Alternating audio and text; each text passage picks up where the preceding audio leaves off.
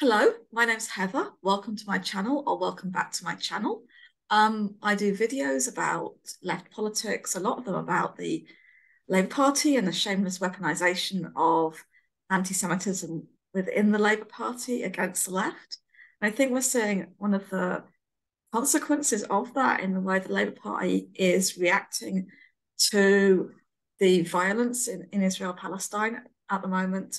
And I'm really pleased to have my friend and comrade, Claudia Boleyn, here to talk to me about that.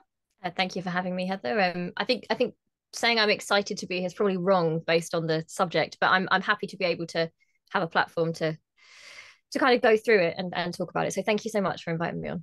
Yeah, I know what you mean. It's nice for having a chance to talk, but it's horrible that we're having to talk about this. Mm. Um, so Claudia has her own channel. I'll put a link in the description below this. She's done her videos recently about Palestine. I also did one last week, which really looked at the Conservative Party response, which is just unhinged, I would say. But in this video, we're focusing on the opposition to that. And I put in opposition in inverted commas because there hasn't really been much opposition. It's been a kind of national unity government on this. And we were saying before we turned on the recording that it's hard to keep track of what's going on in the Labour Party. So we're going to do our best, and we're recording this on Thursday afternoon, so things may change. So I don't know whether we could start with Labour's initial position. Yeah, let's go there. Let's start there. Yeah. So it was essentially that Israel has an absolute right to defend itself, even if that involves starving people, cutting off water, cutting off power, and bombing them back into, in Israel's terms, into the Stone Age, right?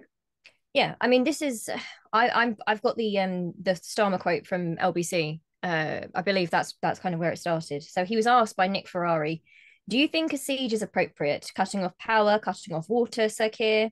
And he said, I think that Israel does have that right. It is an ongoing situation. Obviously, everything should be done within international law, but I don't want to step away from the sort of core principle that Israel has a right to defend herself, and Hamas bears responsibility for these terrorist acts.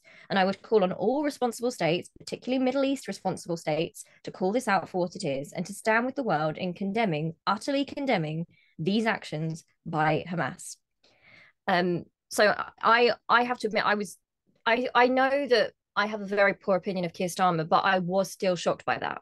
I Yeah. really genuinely was quite shocked because I disagree with him on so much. I really can't stand him. But he is a human rights lawyer. And I think something in me was just hoping when this was put to him that he would at the very least be able to say something a little bit stronger than that. I mean, I feel gutted. I mean, it is shocking, but it's not surprising, if that makes sense. Like it's like it has everything that's happened has led up to this. So when the report from Amnesty International came out saying that Israel is an apartheid state, he was asked, "Do you agree with that?" And he said no. So we know that he's not following international human rights law. But you're right. It's pretty shocking to say it's okay to just kill people indiscriminately when there's about 2 million people in Gaza. That is something that I don't even know how someone says that, even on that level where you've got two in politics. How do you deal with that in yourself? How do you make sense of that? And not just him, but all the senior Labour politicians. So we had Emily Thornberry and David Lammy as well, Yeah.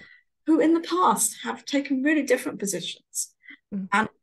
And how are they justifying that to themselves? I mean, I just couldn't. I know that Keir Starmer has repeatedly had terrible opinions on this. You know, he really has. But when he was directly asked, and they're all being directly asked, they're not even really being asked about the situation in general. Yeah. You know, they're being asked, is the siege appropriate? They could still have had a terrible opinion and said, but no, the siege is not appropriate. And that I think was the next level for me that stunned me because it was Yeah. the inhumanity of that. The actual idea of cutting off, it was put directly to him, cutting off power and cutting off water. And he said immediately, I do think Israel have that right.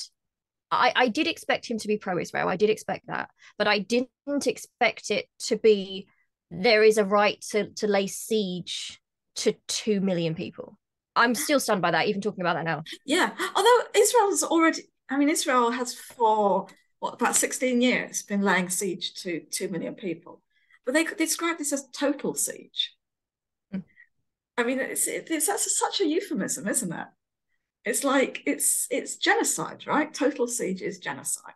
It's genocide, and also the very fact that, you know, sorry to go all over the place with this, but the fact that they are asking people, you know, should Israel be turning off, you know, do they have the right to turn off this or turn off that? And it's like, do you understand that if this was a war, you wouldn't be able to turn off the electricity and the water and the power of the other side? What right have they to do that? It's a remarkable thing, because Israel always says we have no role in Gaza, we're not occupying Gaza. If you're not occupying, if you have no role, you don't have that capacity. You're right. How can you do that? How can you control everything that goes in and out? People, food, supplies. How can you get to a point where you can just destroy everything?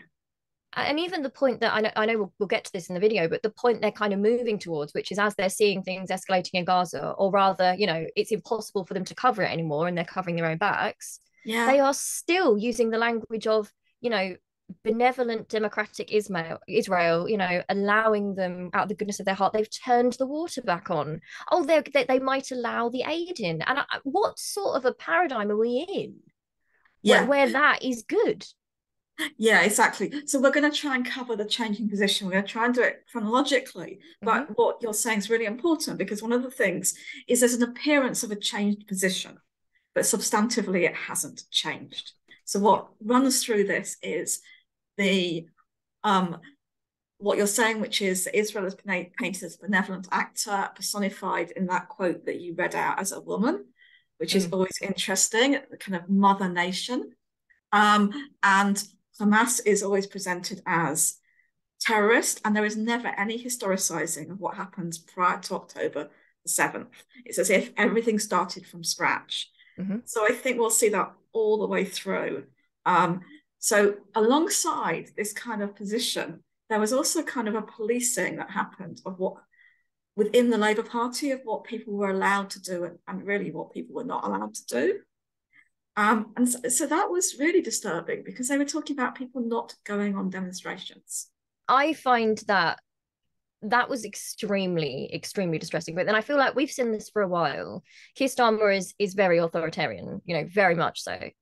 He wants to stamp out anyone who doesn't agree with him, or anyone who in fact shows him up. You know, no one can possibly come out on better from this situation than him. You know, they've got to be brought down. But the fact that, you know, a peaceful protest for the people of Palestine, right? The people of Gaza, just asking for a ceasefire, asking for that peace. The first step is being portrayed by our Labour opposition as something which is dangerous and radical and violent, makes it nearly impossible to ask for anything more than that. If that's already being perceived as violent. Yeah, it becomes very difficult to push on to end the occupation, end apartheid, and ethnic cleansing. You're right, because you're trapped in this. Even not wanting the genocide of 2 million people is anti-Semitic terrorism. Yeah, it's appalling. And I think, you know, as well, for someone like you who's Jewish, I just think it's been so appalling. It's been so appalling the way it's these politicians that are trying to, they are the ones connecting Jewishness and Jews worldwide with the actions of the Israeli state. And I think that's dangerous. I think that is irresponsible and dangerous. It's to be fair, it's not just them, it's Israel does that, and the whole Zionist movement. So it's the two are linked together. But I'm just going to read out a little bit of the advice that was given about why you can't go on the demos, or why Labour Party members are advised not to, and certainly elected representatives strongly advised not to. And it's to avoid placing colleagues in a position where they may share a platform with or are close to individuals that threaten to undermine the values and principles of the Labour Party. Because individuals will not have the ability to control who they will be photographed alongside, and that risks threatening the Labour Party's ability to campaign against any form of racism and discrimination. It's so absurd when an anti-apartheid demonstration going to that can be a problem for campaigning against racism. So campaigning against racism stops you campaigning against racism. It's like it's this association, you're done, and it's a witch hunt through association, is ridiculous, because they know that in any movement, any grassroots movement, you can't always control exactly who is going to show up there. You just can't do that. And that is something they expect of oppressed groups and people who are protesting, that it's okay for them as politicians to share stages with some awful people and not question it.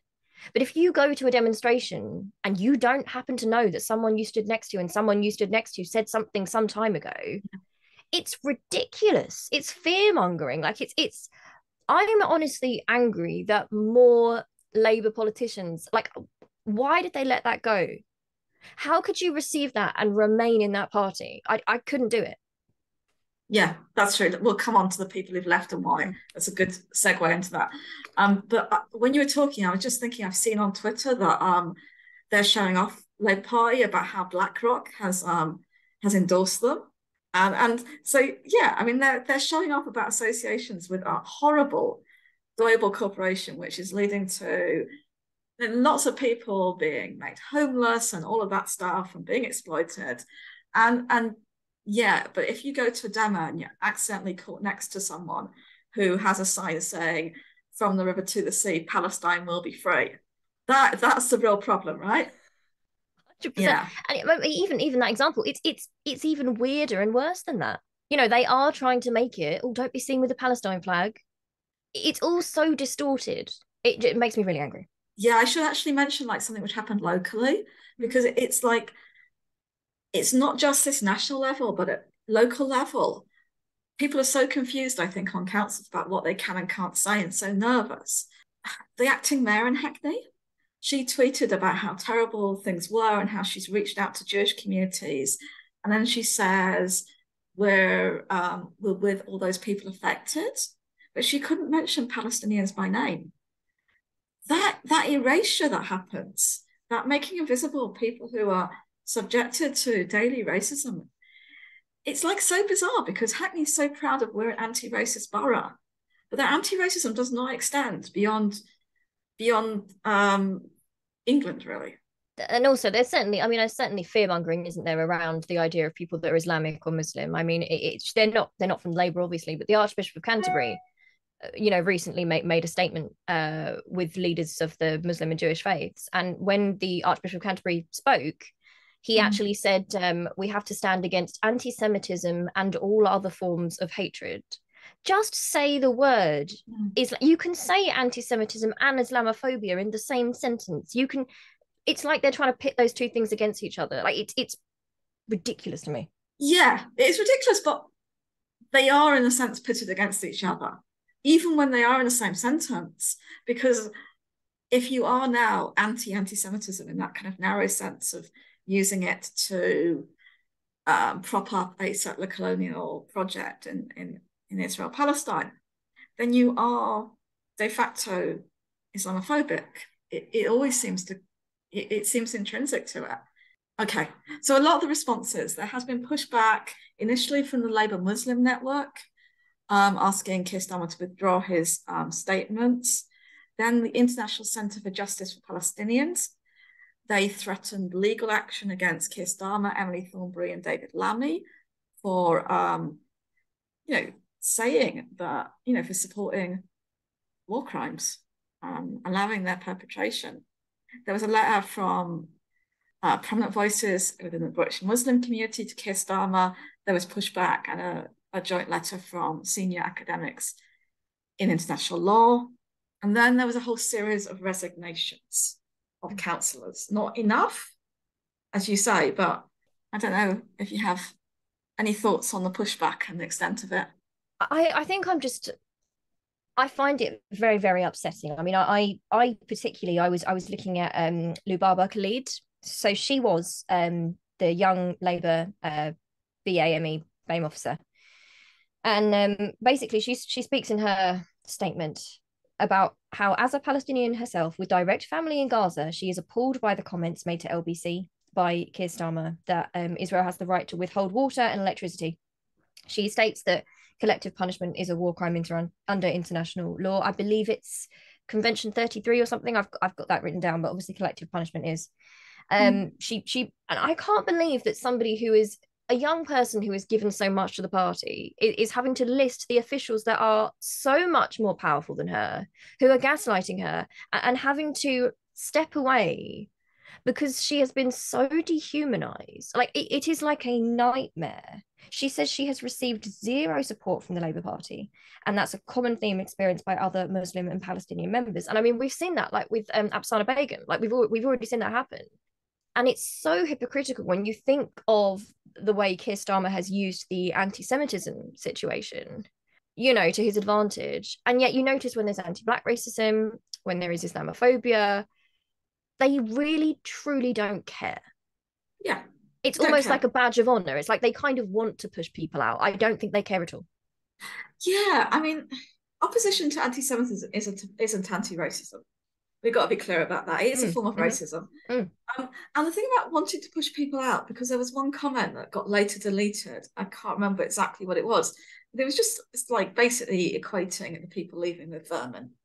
It was a very dehumanizing comment. And that is the dynamic. So it's like, in the past, we've had people like, who's the Shadow Chancellor? Rachel Reeves? Yeah, Rachel Reeves. Yep. It's good that I'm forgetting her names because they're so irrelevant. Yeah, so she said that if we have to expel like thousands of members, it's great because it's clearing out anti-Semitism from our party. This is how, consistently, this is what's happening now. And I've seen that when I've posted some of these statements on Twitter from different councillors, that people will come back with good riddance. It's great these people are going. Because the logic is, if you are so obsessed with Israel-Palestine that this is the one issue that you're going to quit the party over, then you are basically anti-Semitic. Because why isn't it some other issue? Why is it this issue? It can only be because you hate Jewish people is the logic. It's ridiculous. I mean, it's the dehumanization. I mean, we witnessed this. I mean, I learned this from you in your story, but that was the start of it. You know, how quickly were you labeled and people like you labeled as the crank left, linked to terrorism, dangerous, in fact, the real racists. And that has become so mainstream over time. It's become so, because a lot of people on the left, like we've spoken about this before, they let that happen. They are now, you know, experiencing the same thing. And it's gone this far at this point. Like anyone who, they don't care to give you a fair hearing. Literal Palestinian people are saying you are not respecting our human rights, and people are responding with, well, they must have been anti-Semitic, so good riddance. It's dehumanizing. I find it awful. It's like a trope, like language is seen as worse than and not even real violent language, just language that people get offended by.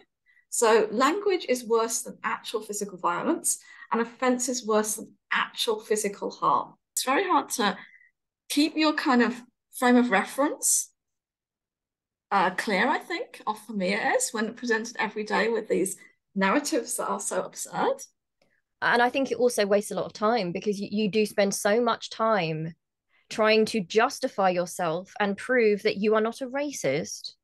Meanwhile, genocide's happening, you know, and that's the idea. People are so desperate, you know, good people, because they want to say, no, look, you're misunderstanding me. You know, I don't feel that way. When, of course, the people accusing know that we don't. They know that people don't feel that way. That's the trick. They just want to keep you busy trying to explain yourself. So I've stopped explaining. Yeah, that's good. Yeah. I think that's, just ignore it off luck, right? Yeah. It's really parallel to what Israel's doing at the moment with you know, with the bombing of the hospital. Is the story is not how many people got killed, it's whether or not Israel did it, or whether it was some misfiring of a Hamas rocket which somehow miraculously killed more people than Hamas had ever managed to kill before.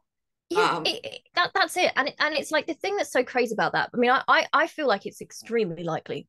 I'm almost 100% that was an Israeli rocket. Yeah. But even if it wasn't, they have targeted hospitals, they have targeted schools.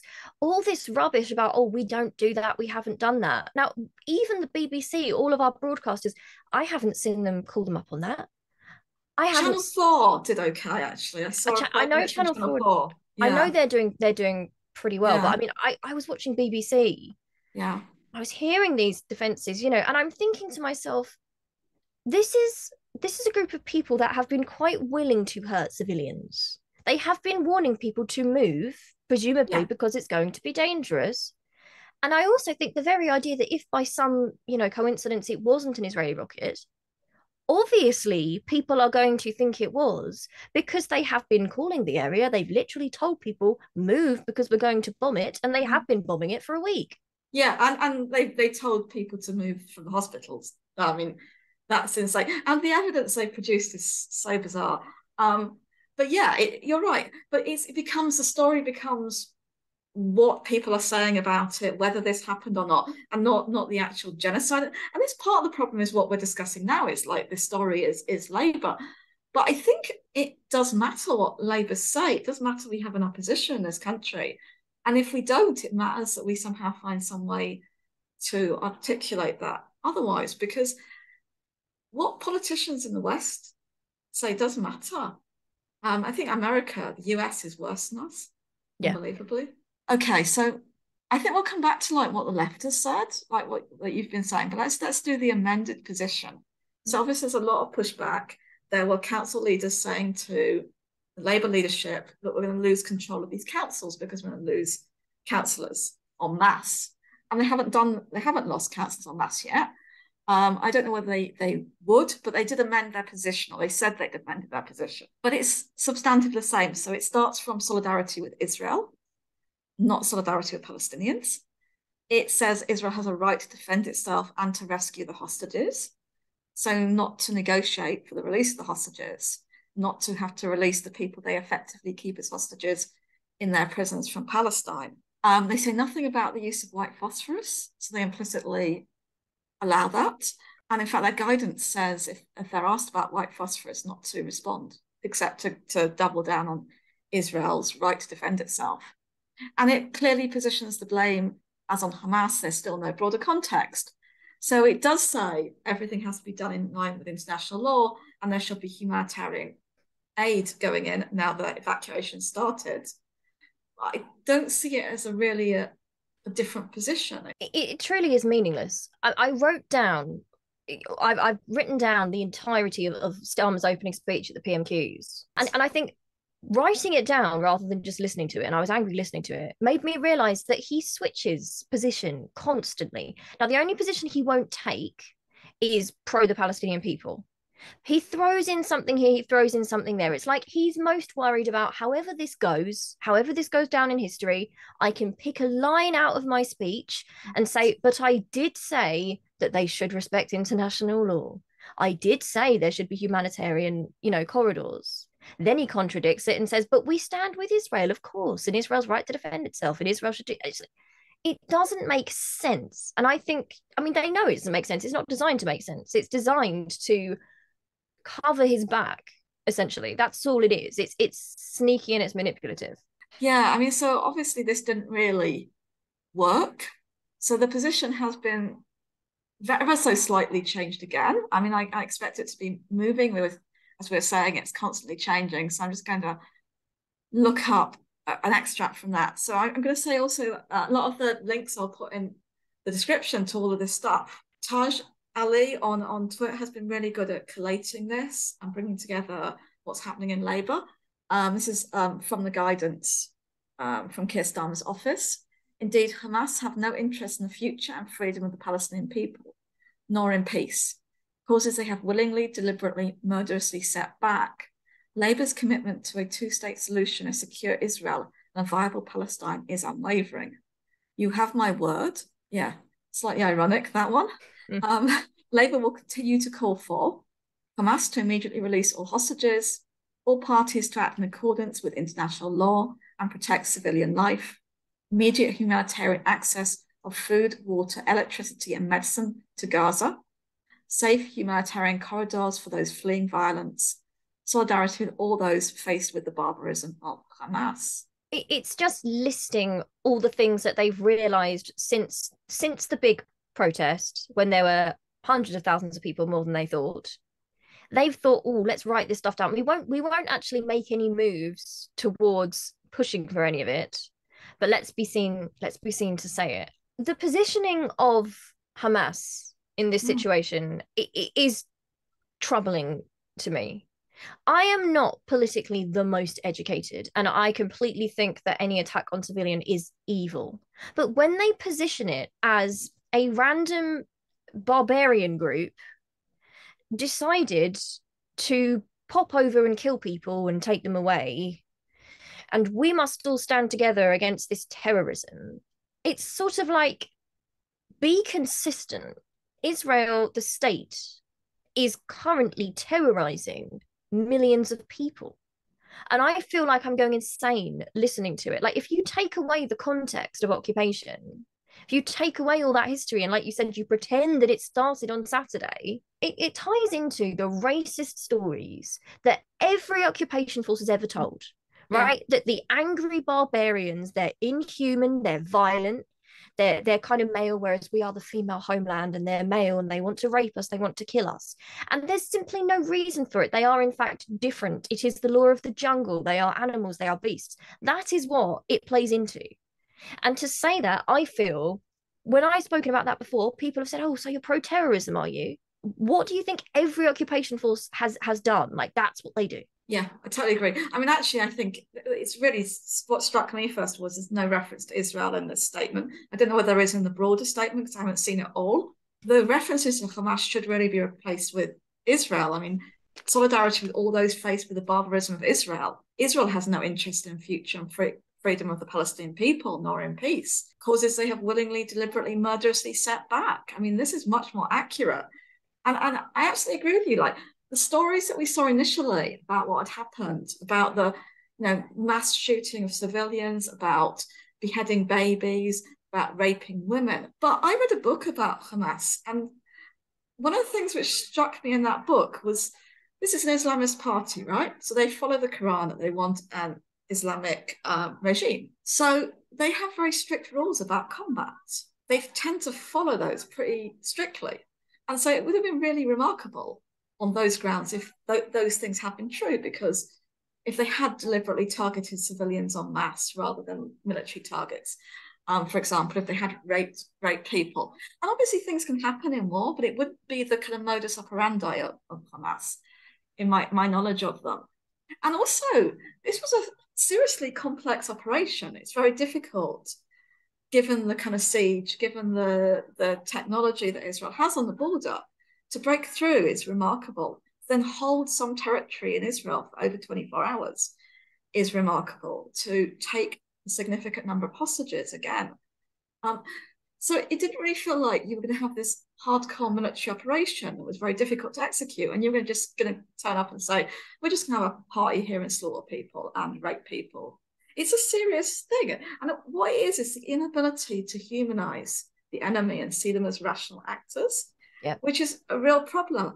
I mean, I know with the beheaded babies thing, and I think I honestly didn't know what to make of any of it. I just was really shocked by the whole situation. But I think the hostage situation, in my mind, I was thinking, are they going to prisoner swap? Is that what this is? Seems like why you take a hostage. And that's not me saying, oh, it's okay to take hostages, but just the depiction of anyone who is an enemy as just a mindless animal savage doesn't help anyone or anything at all. And then we find out that the story about the babies isn't true necessarily, or to the scale that, well, and you've got babies were, I imagine babies were killed in yes, killed, like of course. Yes. Of course. Yeah. But as in the how to explain the way it was depicted as they came here to slaughter the babies, and they it's very hard to even explain that. Like, I don't even know. I think it's horrific. I think it's absolutely horrific.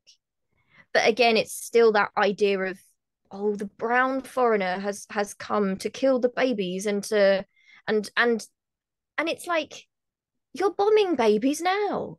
You are bombing babies now. Yeah, and killing children in the, a child gets killed in the West Bank every week, and Hamas has no base in the West Bank. It's run by Fatah. But I actually was trying to find out how many people were killed, but all I could find was that Times of Israel has so far named, I think it's 445 people. So I don't know why they're withholding names, or whether they just don't want to say it was less than the number that circulated. But of those named, the vast majority are not civilians. 90 of them are civilians. That's around 20%. 291 are soldiers, 54 are police officers, and 10 are members of Shin Bet, which is the security services. I think that gives a totally different picture of what this attack was.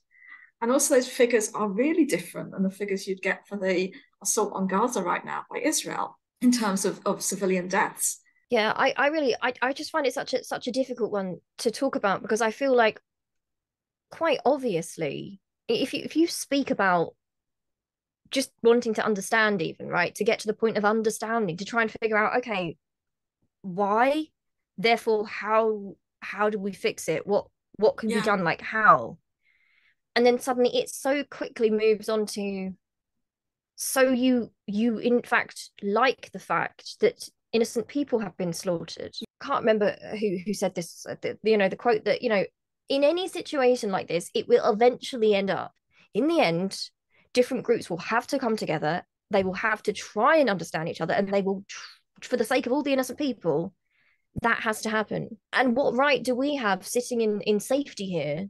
I find it difficult, as someone who likes to learn, and when you look at history, that's how you learn. I mean, it doesn't mean you have to support a group, but to understand the group is... And like you say, in every situation, Ireland, South Africa, where there have been actors on the side of a liberation struggle who've been labelled as terrorists, who've killed civilians, they've become the future leaders of that country. Martin McGuinness, Nelson Mandela, and so on. And that transformation, we disappear what was said about these people beforehand, and we're not able to say, well, this is exactly the same. The stuff you're saying, this is always what happens. But yeah, we're going to get labelled as, I don't know whether terrorists or sympathetic or defenders of terrorism for what we're saying, I guess. Well, it's sympathize to being a terrorist sympathizer, but I would argue that to be an empathetic person, to try and understand things, you have to, at the very least, if somebody is causing harm, no matter who they are, if you want to try and sort the situation out, do you at least not have to think from their perspective, how are they experiencing it? How are they thinking? Like, is that not the first thing you do? But you can't do that. It's like they don't even want you to get to that point. And I find that, again, it's the idea that if you're somebody who supports Palestine, then you're so barbaric yourself that you're incapable of looking at something and just trying to figure something out without becoming some sort of murderer. It's dangerous for you to have that knowledge. It's like, no, it's not. Yeah, it's dangerous for us, but to do that for the other side, to do that for Israel, is seen as not problematic. Yeah. To empathise. I mean, we should all empathise with all sides, because understanding is important, right? But one side, empathising with one side is seen as dangerous, and empathising with the other side is seen as just natural. But both just end up justifying things, justifying violence in different ways, right? And it will always be violence against completely innocent people, children. These are the people that will be the most hurt every single time. Even with the position, I'm very much against Israel. I can still understand in terms of, why might a young person join the IDF? What legitimate, experiences have Jewish people experienced over the years where people have become fearful? What's the political situation? There's so much context to but again, when it comes to it is with Islam, right? It's people perceived as Islamic. They just become bad, don't talk anymore. There's never any sort of, how did they get there? Were they, where's the humanity? What? I don't know. It just makes me... Yeah. Okay, so what's the revised Labour Party position on the demonstration? So there's a demonstration. I'm hoping to edit and get this video out tomorrow, which is Friday. Manage that, then the demonstration is on Saturday in London, and there will be demonstrations in other parts of the country as well. The national demonstration in London is midday Marble Arch. So the Labour Party position: there will be a number of protests and demonstrations taking place over the weekend. Our very strong advice is not enough to say strong advice, very strong advice, is that colleagues should not under any circumstances attend any of these events. In particular, colleagues should not risk putting themselves in a position where they share a platform with or are close to people that undermine the Labour Party in any way. There's also the potential for colleagues to be pictured with unacceptable messages or to be present for or in close proximity to unacceptable speeches or chanting. I can't believe it. Like, what is the point of this Labour Party? What's the point? If you can't even say genociding people is bad, what is the actual point? I've got no patience. I can't pretend I'm not so angry with them anymore. I think they're worse than useless. Yeah. I think they're dangerous. I think they are completely dangerous. I mean, unfortunately, I think the only hope is that it affects them electorally, or they think it will affect them electorally. I think that is all they care about at the moment. And I don't know whether it will. I think it will affect them a little bit. But fundamentally, the Conservative Party position on this is worse, if anything. Yeah. And so people haven't got anywhere to go if this is their issue. But maybe the people will just not vote, or maybe people will vote Green, and the Green position on this is reasonable. I'm going to vote Green. I can't vote for this man. I can't. I won't vote Tory ever, never.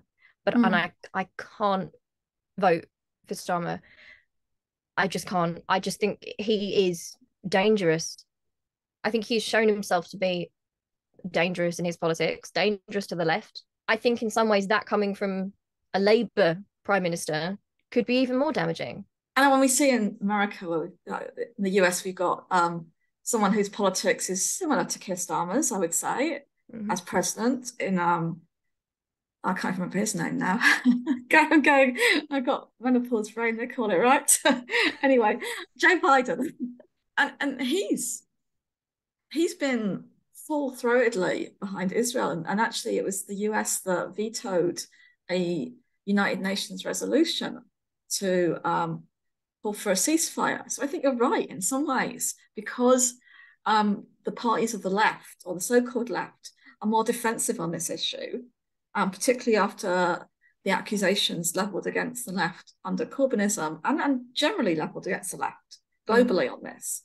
It might make them less likely to actually push for action. Some of the most sane political voices have been conservatives, who feel freer, I think, when they do take a good position on this, to articulate it. Absolutely. Crispin Blunt is somebody I've seen being brilliant, being really brilliant on this. It's just stunned me that, there is so little difference now. And it's got to a point where the people that are good, that are still there, are so undermined. They're not respected at all. They step out of line, they are just got rid of and replaced. Yeah. Nobody cares. You're a crank. That's it. There's no respect. We are treated like nothing, essentially, by that man. And I can't forgive him for this at all. So I think we should end on the wider left. I do think the years of assault on the left around this issue have really affected what people are able to say. I'm going to wait because there was a siren going past. They're coming for you. Yeah, they're coming for me. Well, maybe I'll keep that in. Okay, so I always have a bit of a go at Owen Jones, but I do think he's been the worst on this. So he's, in some ways, he's had a good position, but it's a very weak position. It's an all lives have to matter equally position. He's kind of used this as the framing, and this is an effective framing to a certain extent, but it doesn't take in the broader context, because it just says, oh, everyone's the same and we should have humanity for everyone. That's hard to then get in the context of apartheid, of occupation, into that, of the power imbalance between the taking of Israeli lives, the taking of Palestinian lives. And he put out a tweet which was really a problem for me. He said, last Saturday, Hamas engaged in the biggest mass murder of Jews since the Holocaust. Jewish people everywhere are understandably grieving and traumatized. The two compare. What Hamas did to the Holocaust is basically an Israel lobby line. All the way. I thought this. if you deny the fact that there is occupation and you take out that context, it plays right. I mean, I can't remember who said this, but the Palestinians haven't chosen who occupies them, and their behaviors, whatever they do, and taking away the context of occupation. I just don't think the comparison is just offensive on so many levels. My brain doesn't quite. Yeah.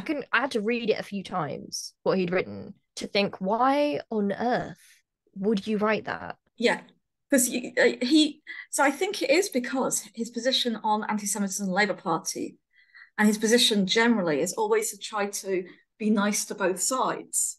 But being nice to both sides for him is trying to, I think, say what they say. And you can't say what both sides say because there's a tension between that. Yeah. I mean, I've seen a lot of them. Owen Jones, Michael Walker, just to touch on that very briefly, that Navarra situation, I watched that last night. Yeah. That made me angry. I could not actually believe I saw Michael Walker trying to frame Barnaby Rain as if he was somehow celebrating the deaths of civilians. And I think it got to me because I've that's been done to me. But it was just like, oh, I feel a bit bad because my ego's been a bit hurt. So I guess maybe you support the killing of civilians and I don't. We'll have to agree to disagree. It's like, that's not what happened. What are you? Yeah. That was the reframing. I'll put a link what are you to that. doing?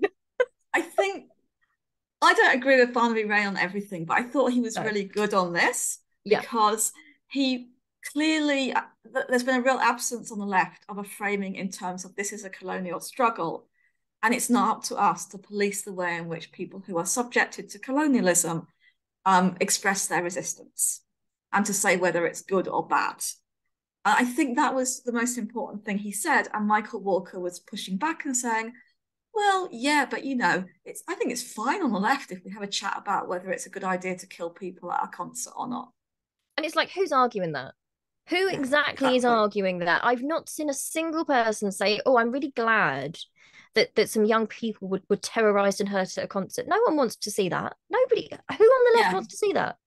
But I don't think we should police it. I mean, Rivka Brown did an interesting tweet initially when October 7th Hamas attacks first happened. So she's another commentator on Navarra. And she said, today should be a day of celebration for supporters of democracy and human rights worldwide as Gazans break out of their open-air prison and the Hamas fighters cross into their colonizers' territory. The struggle for freedom is rarely bloodless, and we shouldn't apologize for it. And ironically, she then did apologize for it. But I think it's almost become unsayable. I mean, Barnaby was the only person I've seen to frame the issue in that way. And he got a lot, like you say, pushback. It's a difficult one. I mean, I haven't seen anyone on the left. I'm seeing all these people being told they support Hamas or you support the murder of children. That is not. I have not seen, honestly speaking, I have not seen a single person of all the people I follow, of all the people I've spoken to. I've not heard a single person express anything but sadness about any child of any kind, Israeli, Palestinian, being hurt. That's not the sort of monstrous people. That's not the movement. And when people on the left play into that lie, it's not helpful at all. But... Yeah, absolutely. I mean, even Rivka's tweet, it's not about celebrating death. It's about, I mean, it's like if you celebrate a prison break, right? When you see a prison riot, things happen in those situations which are really horrific. But this was a prison break for people who've been put in a prison without any trial, right? And we kind of have to understand it in that way as well. Yeah, you're right. No one ever celebrates people being killed. It's just always awful. But like the Israelis, when you hear the Israeli ministers on television, when they're like, what do you think about what your government's doing in Gaza? They're like, well, these people are evil. These people are Nazis. We have to kill them. There's a celebration of death in that's much stronger than anything you ever see on the left, but about which there's very, very little criticism. And like we're saying, some support of that narrative, even from not the liberal left, but the so-called socialist left. Yeah, and I also just wanted to add as well, just very quickly, that, I saw Luke Akehurst advising the Palestinians that they should embrace a Gandhi-like struggle, peaceful. And, and coming from someone who was so against BDS is outrageous. But also, you know, this framing of the left as these dangerous radicals because they want to understand the situation, right? I guarantee you it's the people on the left who for years and years and years have said, let's not let it get this far. Let us all help and try and get the Palestinians their rights so that there can be an end to the occupation. Let's start that process. And all of it's these people who are against that system who suddenly are like, oh, there's been an explosion of violence. I guess it's the left's fault. I got no time for it. It makes me angry. Yeah. Yeah. If you want the Palestinians to embrace Gandhian methods, look at the West Bank. There's many peaceful forms of resistance that happen in the West Bank. I don't think Luke Akehurst is celebrating those. I think he would think they were still anti-Semitic in motivation, and they're leading to, I mean, a slower genocide than the genocide currently happening in Gaza, but still to a genocide.